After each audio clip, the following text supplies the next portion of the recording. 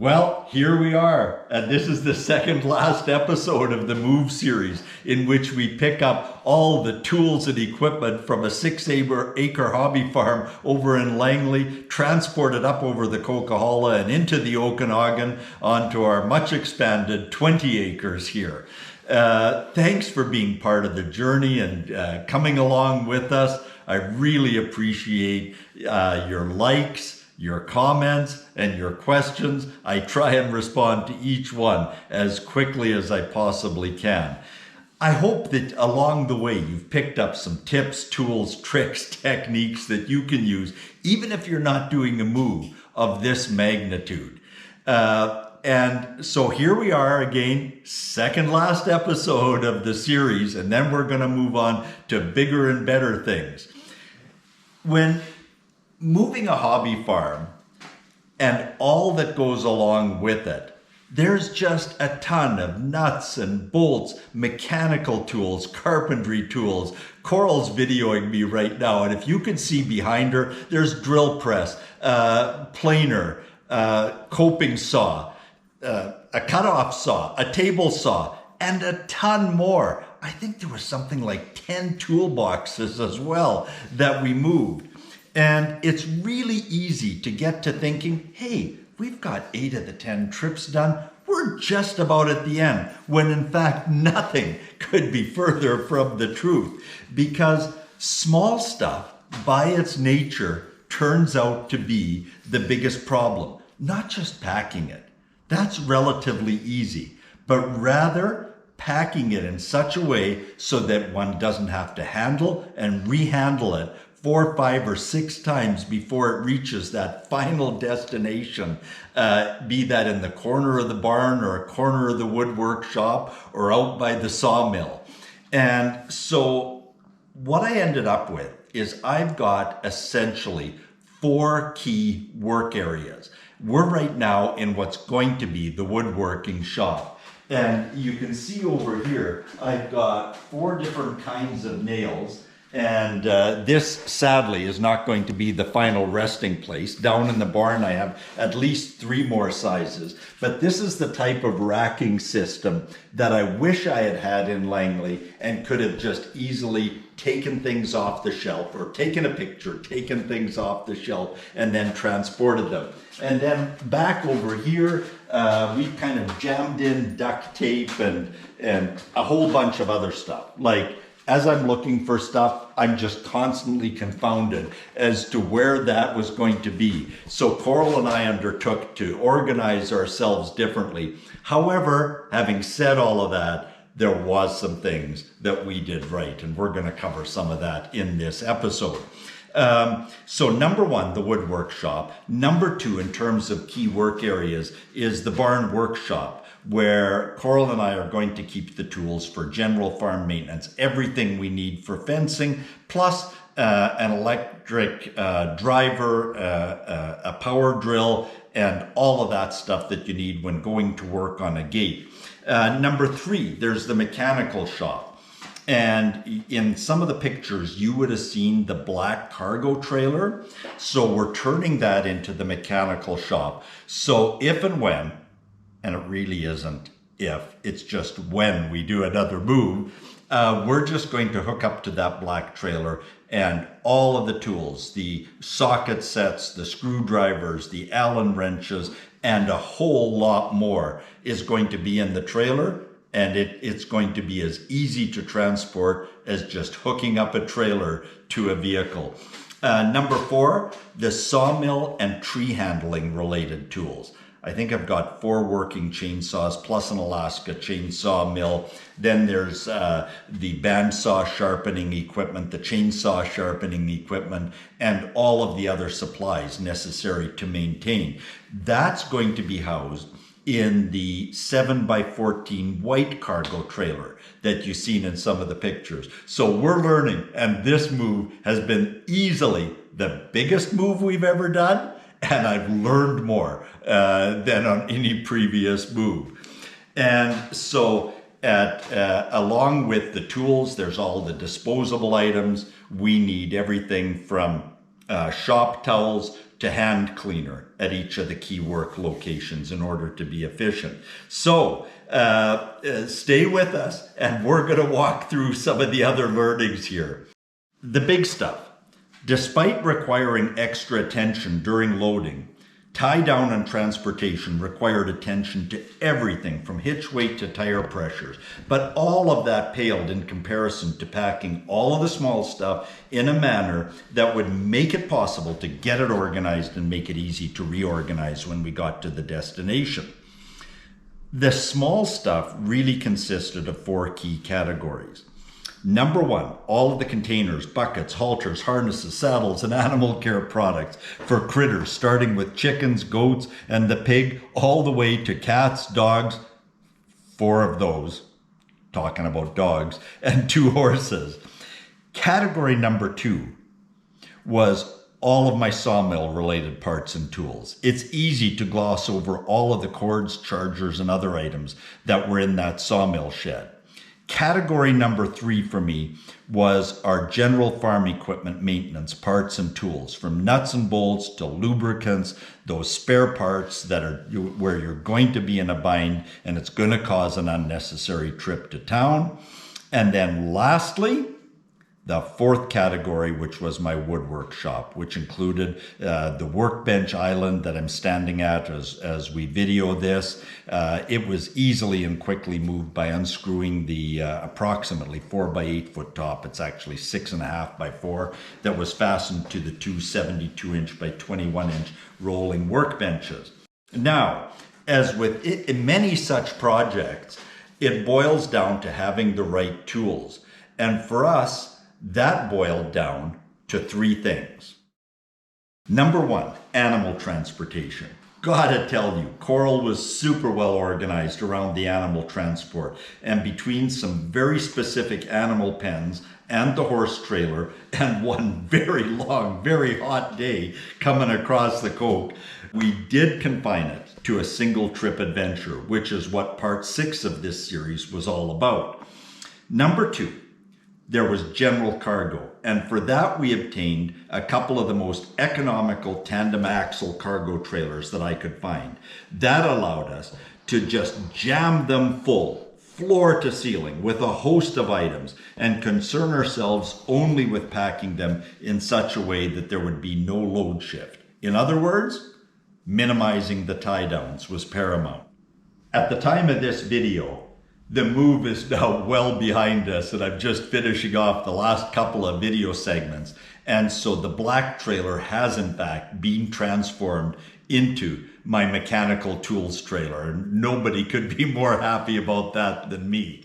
The white one will be converted to my sawmill tool room and will house chainsaws and my band mill sharpener.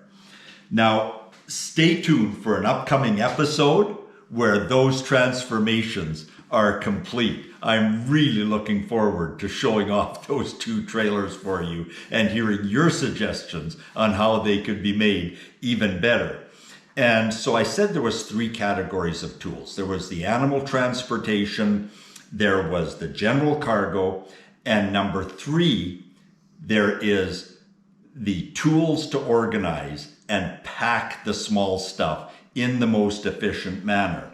And having a way to at least locate it generally in the area that we're going to be using it when we got onto this property. For me, that was about loading all of the small items into a couple dozen plastic milk crates, some of which you see in the foreground, but there's more. My life got a ton easier when son Jordan, looking at all I had to load and organize, said that he had some surplus metal bins that he was willing to part with. They have heavy wire mesh, as you can see, on the sides, and they're very sturdy while still allowing me to quickly and easily identify the contents. We loaded the bins, picked them up with the tractor forks, and loaded and unloaded them from the F-350 and the cargo trailers alike, and then just packed larger items around them.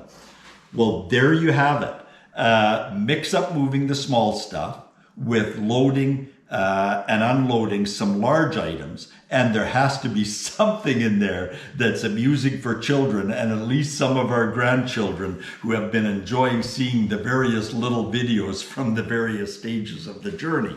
I hope you enjoy this part as well. You've seen some of the logs I hauled to get me started on some of the projects coming at me that are going to include posts and beams cut on the little Norwood HD36. And here's a clip that I did specifically for 2-year-old Lenny, who is at this stage really enjoying tractors. Hey Lenny, it's Gramp. And what's that? You remember I was telling you? That tractor is called Pop Pop, because you're going to hear it when it starts and it goes pop, pop, pop, pop. Okay, hang in there, Lenny. Hang in.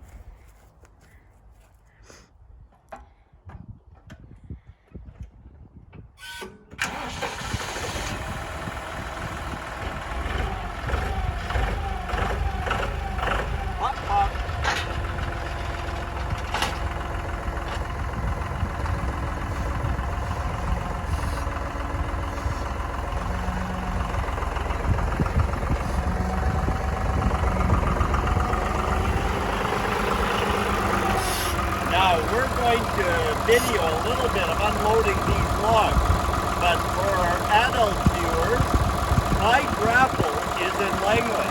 I'm in Kelowna, so we're going to use a set of forks here to unload the top log. And here we go. Well, just about.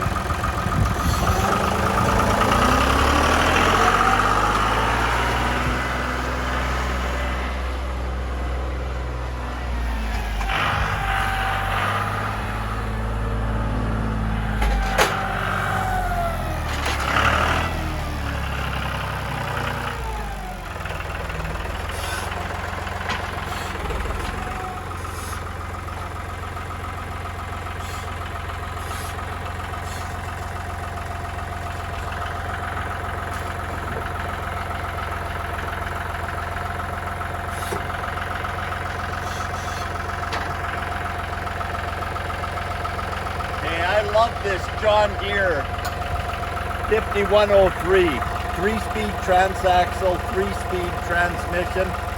Lenny, Gramp has to finish undoing the wrappers. Just like when you get a birthday present or a Christmas present, you have to undo the wrapper first.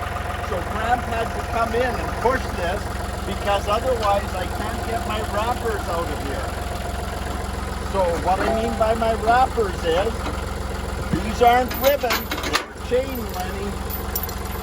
There we go, that wrapper's out now.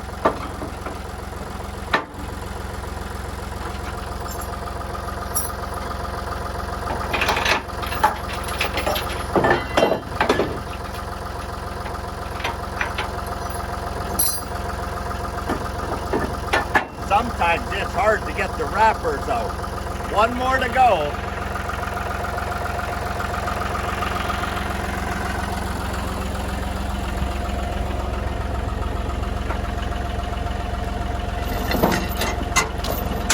Okay, we're gonna cheat a little bit on this one. Just take it partly off. So this is like Christmas for Gramp, or birthday for Gramp. Let's go, Lenny. We're gonna take this log out of here.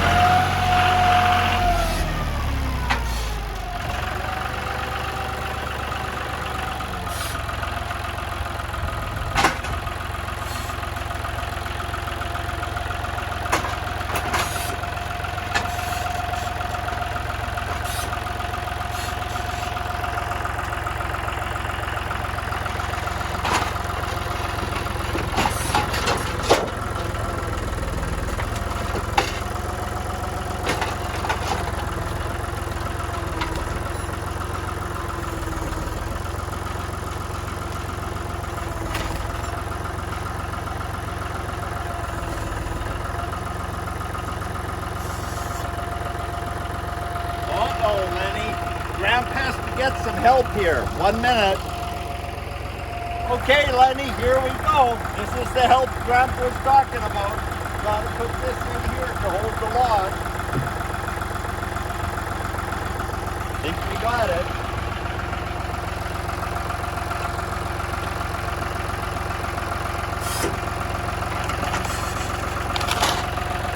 Whoa, Lenny, it's gonna work.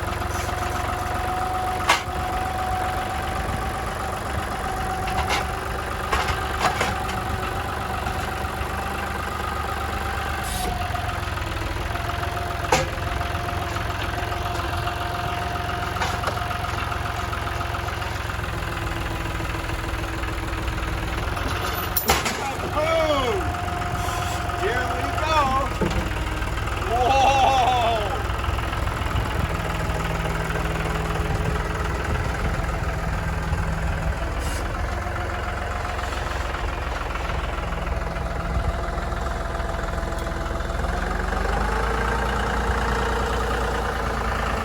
Hey, Lenny, can hardly wait till you're here. What do you think of Pop Pop? You have to come ride on Pop Pop the tractor real soon. Love you, Lenny. Hey, I hope you enjoyed that as much as he did. I previously said there were 3 more videos about the move. I'd mentioned that, I think, in 6. But like I said earlier on, this is the second last in the series. And so stay tuned. The last move episode is coming at you shortly. And let me know if your grandchildren and or children are enjoying seeing the videos and what specifically they enjoy most. Is it the equipment? Is it the animals? Hey, and we'll make sure we put a good mix in and label them appropriately in the coming weeks. Thanks again for staying tuned. Looking forward to your comments and your questions. Here at 82 Maple, never a dull moment.